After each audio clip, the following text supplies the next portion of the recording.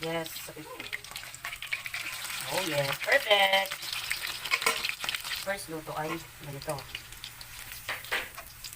Hello guys! So for today's video ay magluto tayo ng okoy. Ayan, then ang first step ay hugasan natin yung kalabasa and kayurin natin ng ganyan. Siyempre kailangan matalim yung ating pangkayod. Yan, ganyan. Then siyempre kailangan malakas ang pulso mo dyan.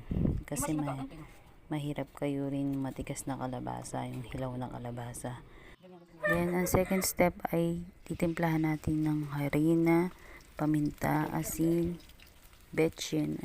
Pero sa akin is nilagay ko ay ginisa mix. Then, ayan, toppings natin yung hipon.